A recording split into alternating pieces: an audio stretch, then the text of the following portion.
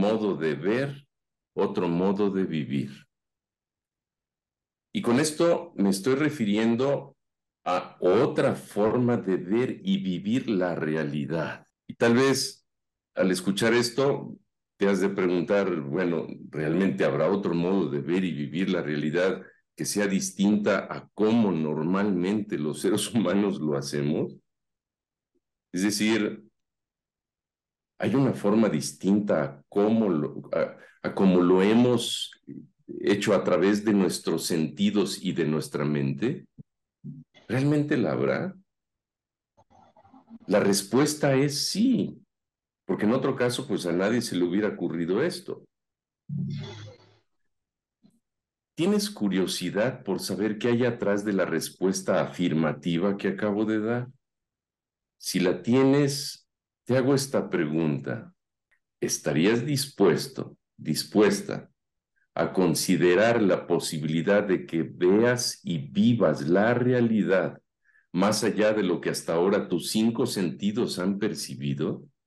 Esta es la invitación, abrirte por lo menos a la posibilidad de que existe, efectivamente, otra forma de ver y vivir la realidad.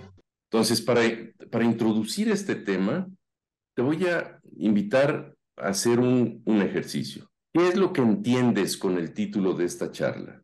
¿Qué significa para ti otro modo de ver? ¿Qué significa para ti cuando escuchas otro modo de vivir?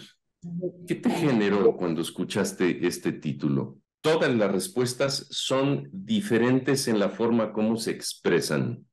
En la forma como se expresan son distintas. Esto es lo que hay de común en todas estas respuestas. ¿Y cuál es la razón? La razón es porque todas surgen de distintas mentes, es decir, distintas formas de percibir e interpretar.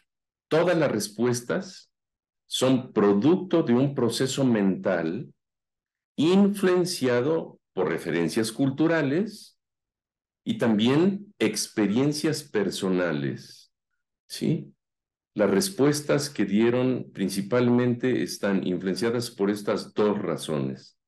Hay referencias culturales y también, yo diría también principalmente, experiencias personales. Y esta diferencia la consideramos como algo natural y también parte de la cotidianidad. Es decir, sabemos que todos pensamos de forma diferente. Entonces, si esto es tan obvio y ya lo sabías, pues entonces, ¿qué tiene de relevante el ejercicio que acabamos de hacer? Tiene su importancia. Y hay aquí o la intención de haberlos invitado a este ejercicio son por dos razones, por dos cosas. La primera es algo que muy seguramente ya conoces y es sobre un aspecto de la mente que es claramente indispensable y además muy apreciada. Y es la riqueza de la diversidad de perspectivas que nos ayudan a construir o crear algo nuevo, ¿sí? Cada una de las respuestas, si las complementáramos, me atrevo a afirmar, es lo que el día de hoy vamos a tratar de forma, diría yo, profunda, aunque sea en este tiempo que es limitado. Entonces, este aspecto de la mente en donde contribuye desde distintas perspectivas es a lo que me refiero de mente como herramienta, porque estas distintas percepciones e interpretaciones hacen que se construyan nuevas perspectivas, de donde surge nuevo conocimiento, nuevas ideas. Y gracias a esto, pues puede haber un mayor despliegue de creatividad. Miren, esto literalmente testifiqué el día de ayer cuando estaba yo con dos de mis nietos, uno de 5 años y otro de 6 años. Ellos estaban armando una figura con un Lego, pero no tenían el instructivo para armar las figuras que ahí se sugerían. Entonces, ¿qué sucedió? Armaron algo que ninguno tenía previamente pensado, pero sin embargo, gozaron del juego. No importaba la figura de que se tratara, porque cada uno intervino con sus propias ideas, con sus propios impulsos. Entonces, Es, es una evidencia de que la mente efectivamente es una herramienta. Sin embargo, en esta diversidad de perspectivas y maneras de pensar y expresar lo que pensamos, se evidencia un aspecto de la mente que representa un verdadero problema. ¿Cuál es este? Reforzamos la idea de un yo independiente y separado con respecto a todo y todos los demás. Creemos que por esta diversidad y formas distintas de pensar, creemos que hay un yo sólido separado de los demás. Y esto es cotidiano. Cuando confirmamos que otra persona piensa distinto a lo que pienso yo, piensas tú, me defino, me creo como alguien fundamentalmente distinto al otro, al grado que no solo es distinto, sino además separado. Sin embargo, esto no lo vemos como problema, lo vemos como algo más que natural. Lo vemos como si fuera natural, como si fuera parte de nuestra naturaleza. La pregunta es, ¿será verdad? ¿En verdad crees que nuestra naturaleza es la personalidad que demostramos con nuestra distinta manera de pensar?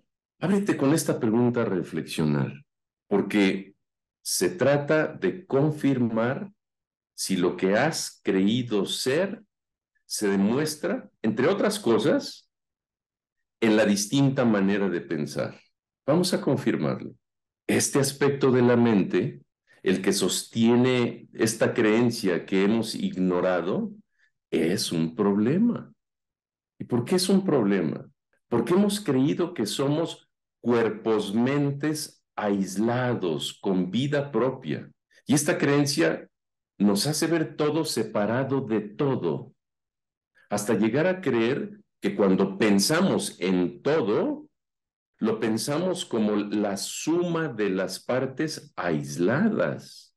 El problema, para ponerlo más claro, es la creencia de que yo y el tú son dos seres separados. Para ejemplificar esto, les comparto una fábula que clarifica lo que acabo de comentar. La fábula se titula La ola ignorante. Una pequeña ola disfrutaba junto a sus compañeras de la vida en el mar. Saltaba, se escondía, brincaba y jugaba con delfines y gaviotas. Su vida era realmente feliz y ella se sentía muy dichosa.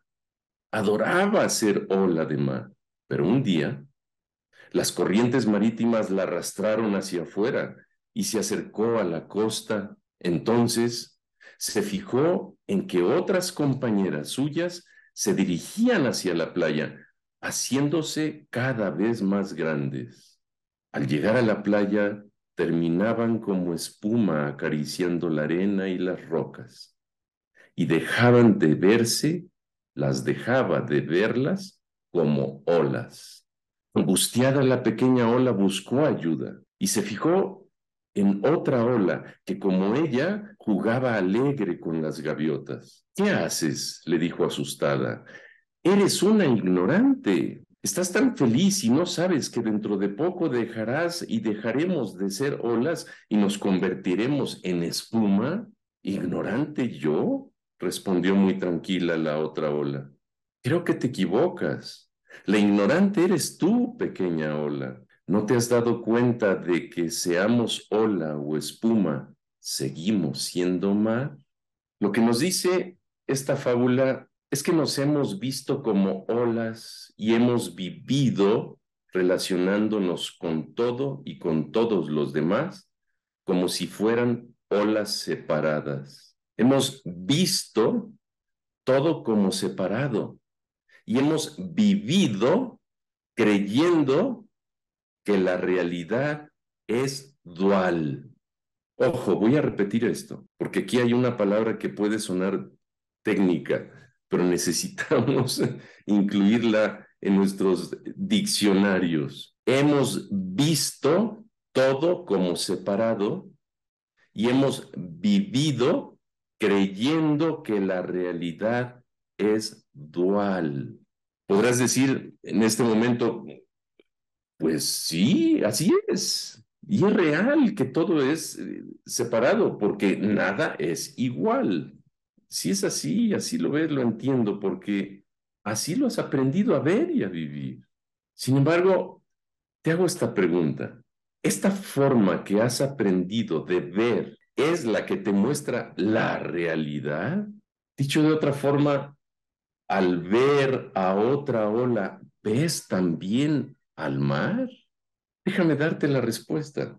Lo que ves es real, pero no es lo que parece ser.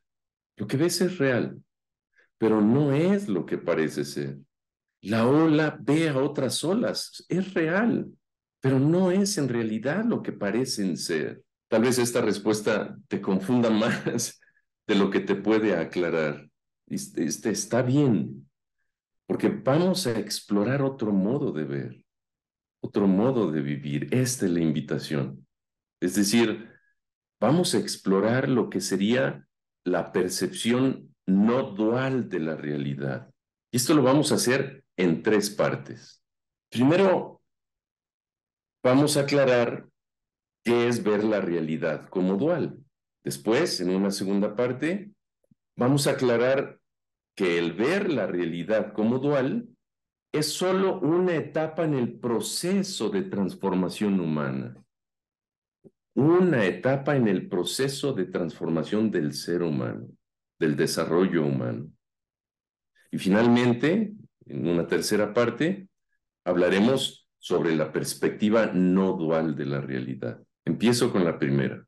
La percepción dual nace con la mente, porque es la que es capaz de distinguir entre el que piensa y lo pensado. ¿Sí me explico? La mente es capaz de distinguir entre el que piensa y lo pensado.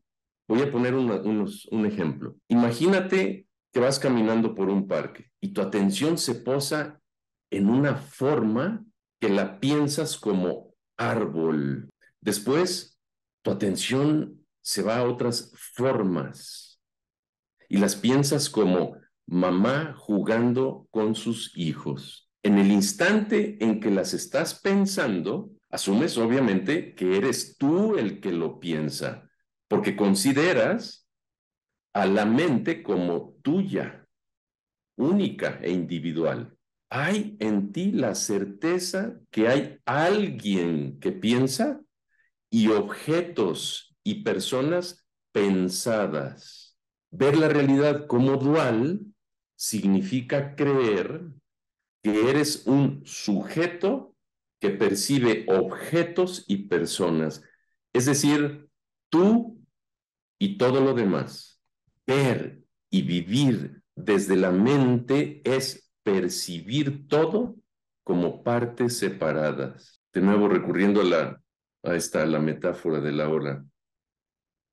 Te ves como una ola que solo ve en la superficie del mar olas distintas a ella. Con la mente surge el dualismo y como efecto la separatividad y la objetivación. ¿Será esta la naturaleza de la realidad? No, no la es. Con otro modo de ver y otro modo de vivir, podremos conocer lo que es la única realidad, conocer la realidad una, que es, en la fábula que les comenté, el mar. ¿Va quedando claro hasta aquí? Esta parte de la plática es solo para que te des cuenta de que la forma en que has percibido la realidad es superficial y además limitada. Ahora, vamos a poner en perspectiva esta forma que hemos aprendido a ver y a vivir, lo que hemos percibido como realidad. Esta es la segunda parte que comentaba hace un momento. Hace un momento dije que la percepción dual de la realidad corresponde a una etapa de desarrollo humano. ¿Por qué lo afirmo? Bueno, primero aclaro lo siguiente. La percepción de la realidad como dual es una etapa y por lo tanto no es un error. No lo es tampoco, como tampoco es que una oruga, ojo, ahorita hago la semejanza de el proceso de transformación humana con el proceso de metamorfosis que vive una oruga. No es un error, como tampoco es el que una oruga en una etapa de su vida se encierre en la ignorancia de su capullo. Es solo una estación de paso en el viaje del desarrollo humano, solo que la confundimos como el destino.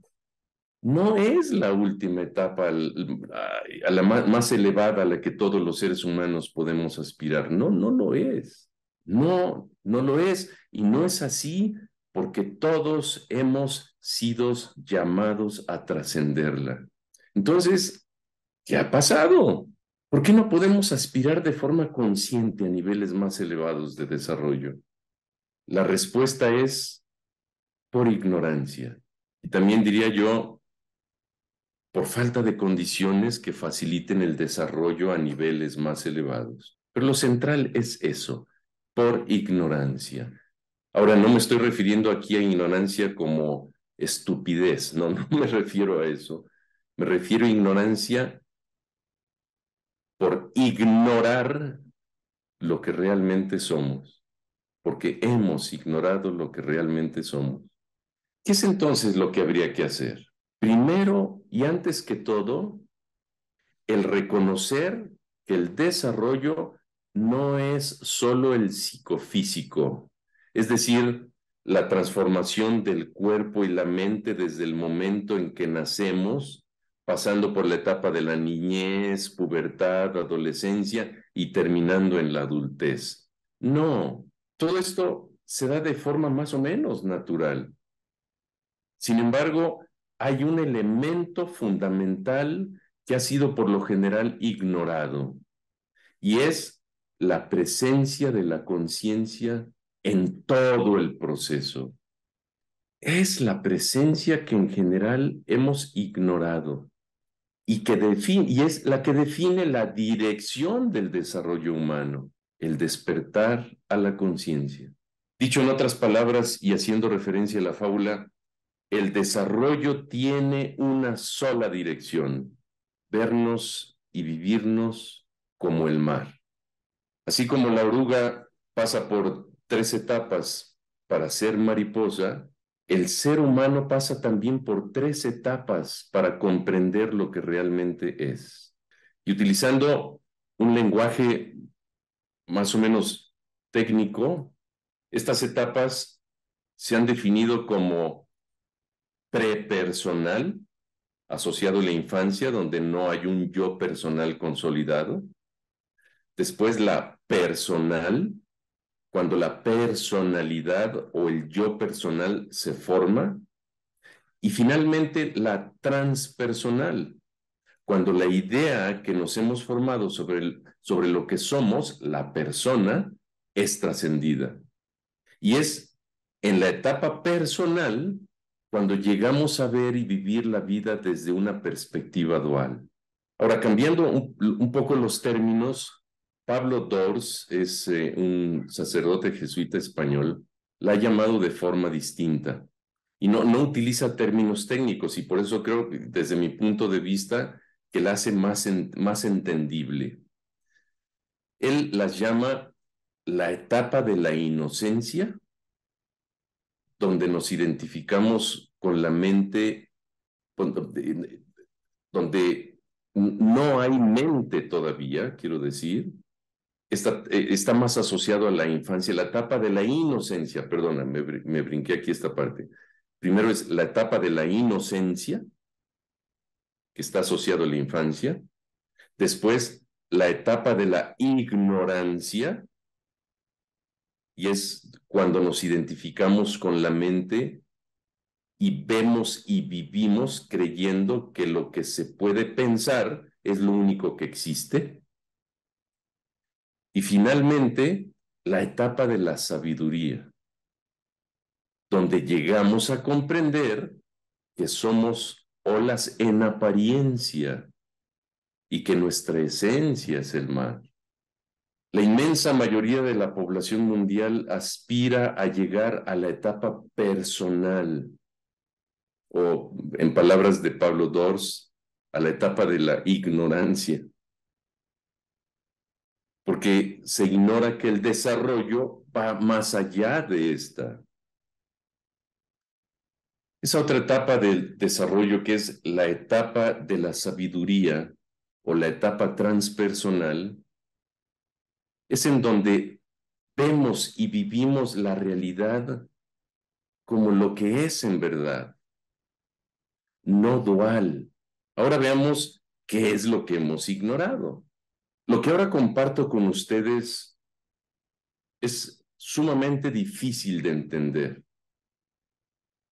Y la razón es porque hemos creído que la mente es la que eventualmente se hace sabia. No es así. Para llegar a comprender lo profundo, paradójicamente, hay que dejar de buscar, ya que estas comprensiones llegan por sí solas cuando hay una mente abierta y receptiva. Con respecto a esto, el círculo de conocimiento pasado lo cerré con esta frase que tiene mucha relación con lo que acabo de comentar. Esta frase es sufí, de un sabio sufí. Dice así: lo que se busca no se encuentra buscando, aunque solo los buscadores se encuentran. A eso me refiero, solamente estas comprensiones llegan, dejando atrás la creencia que es la mente la que se hace sabia. Entonces, ahora vamos a la tercera parte. ¿Cómo sería ver, percibir, vivir desde esta perspectiva no dual de la realidad? Antes de adentrarme a esta parte de la plática, voy a recurrir a una cita de Enrique Martínez Lozano, español también, al referirse a la comprensión de la no dualidad como la forma de ver y vivir de niveles superiores de conciencia. Lo hago porque insisto en esta parte. Si desde la mente tratas de entender lo que te comparto, será sumamente difícil comprenderlo. Sin embargo, sé con toda certeza que esto resonará contigo en tu fondo, porque más allá de la mente, nos es completamente natural vivirlo. Y la cita de Enrique Martínez es esta: estoy profundamente convencido de que el paso de la perspectiva dual a la no dual encierra tesoros de sabiduría, riqueza y humanidad.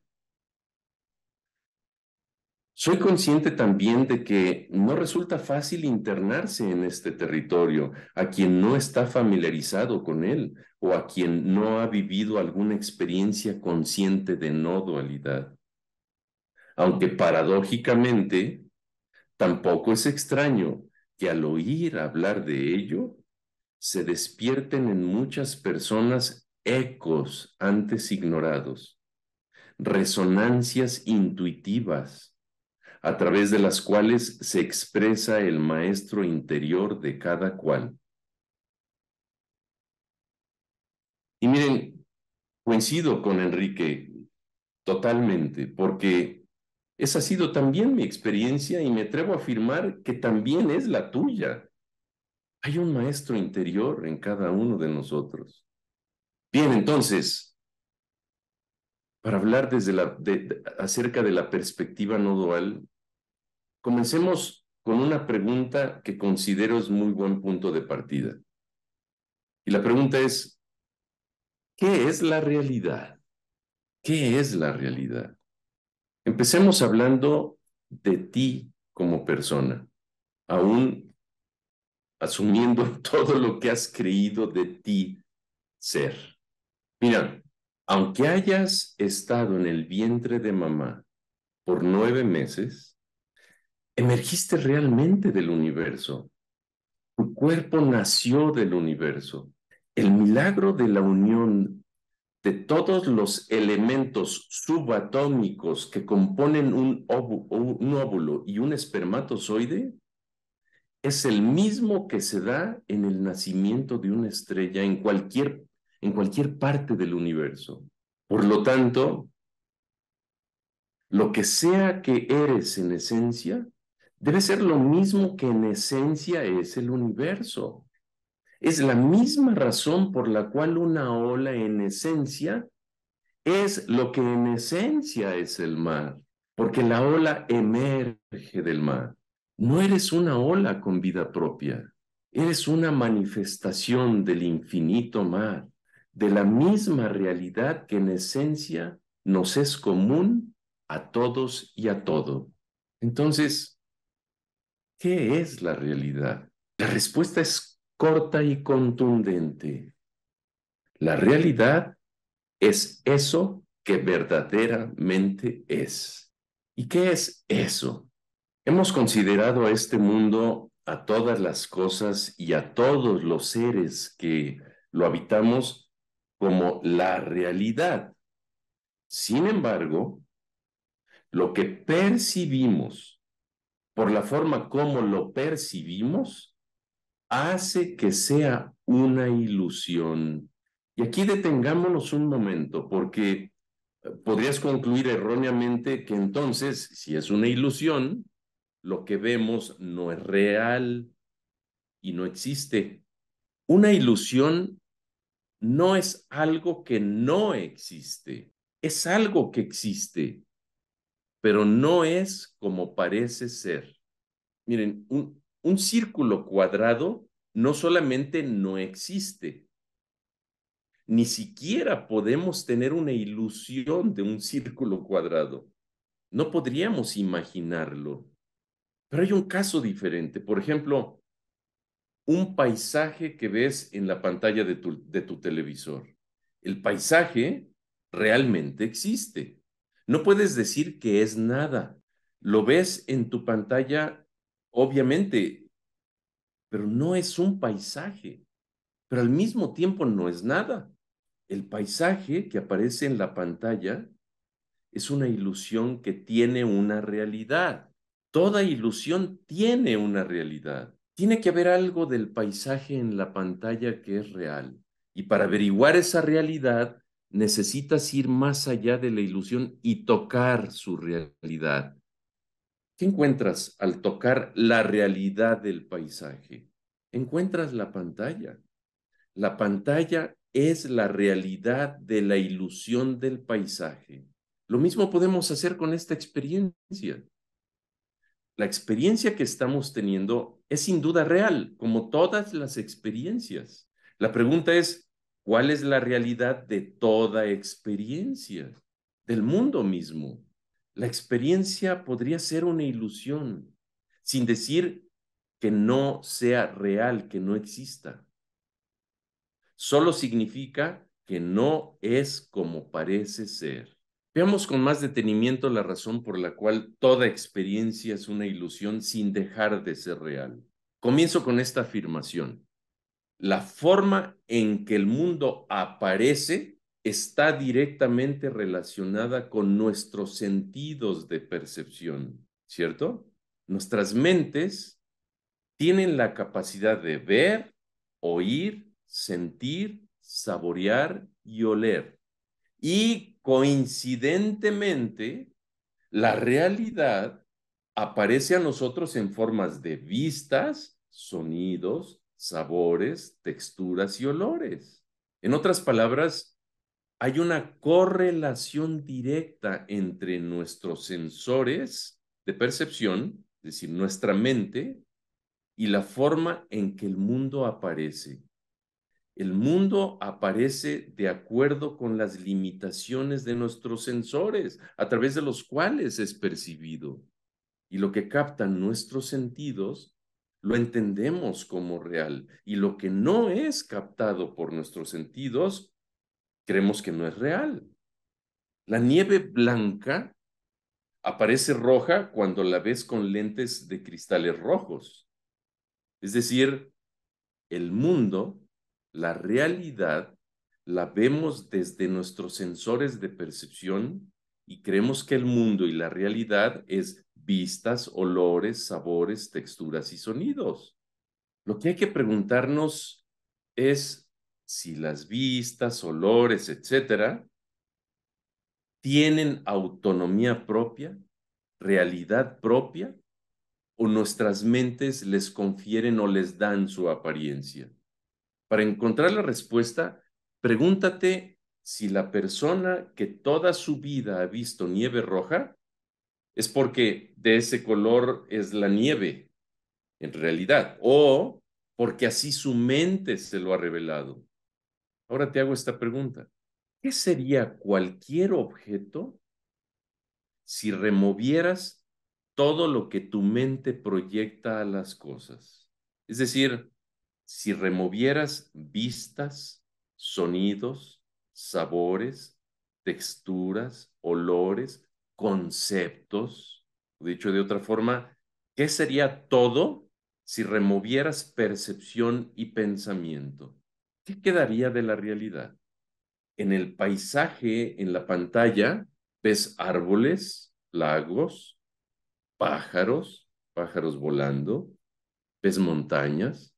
¿Qué pasa si remueves los conceptos y percepciones de lo que aparece en la pantalla?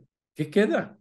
La realidad verdadera del paisaje, la pantalla. Si remueves de toda la experiencia, percepciones, conceptos, es decir, pensamientos, no habría divisiones, porque las divisiones son creadas por la actividad de pensar, oír, tocar, probar, oler. No habría divisiones ni tampoco habría formas, porque las formas que percibes son formas, de nuevo, que ves, oyes, tocas, hueles. Entonces, lo que queda, sin duda, es una presencia, pero sin forma ni división. Sería una sola presencia, porque no habría nada que le diera forma ni lo dividiera. Ese es el ser de Dios. Es el océano de donde toda ola emerge. Es conciencia infinita, de donde toda forma emerge, con la cual toda forma es conocida. Y al final de cuentas, toda forma es de lo que está hecha. Esto que escuchas no puede ser procesado por la mente, porque la mente no puede conocer la conciencia. Solo la conciencia puede conocerse a sí misma. Deseo de veras de corazón que esta plática haya confundido a tu mente y por eso mismo se te haya despertado una sed por conocer, por comprender la realidad. Deseo de veras de corazón que haya resonado con tu fondo, con tu ser. Y para que esta resonancia continúe después de esta plática, te ofrezco unas frases cortas para, digamos, te las lleves puestas y de vez en cuando las leas y te permitas resonar con eso a lo que apuntan. Estas frases las tomo prestadas de mi amigo y maestro Rupert Spira. Una es esta: un objeto existe porque pienso en él, no pienso en ello porque existe. No traten de analizar estas frases, nada más déjense resonar con aquello a donde apuntan. No soy aquello que pienso, soy, por el contrario, lo que no puedo pensar ni conceptualizar. Todo lo pensado es solo un objeto dentro de lo que soy, mientras que aquello que realmente soy existe antes de que sea pensado. Esta me encanta. El mundo es conocido por los sentidos. Los sentidos son conocidos por la mente. La mente es conocida por la conciencia y la conciencia es conocida por sí misma. Bien, con esto terminamos con este círculo de conocimiento de nuevo, deseando en que tu mente haya quedado completamente confundida. Pero para empezar con este tema, a todos aquellos que les haya despertado sed de comprender más lo que es la perspectiva no dual, para empezar les recomendaría estos dos libros, La dicha de ser, de Enrique Martínez Lozano, y Yo soy, de Rupert Spira.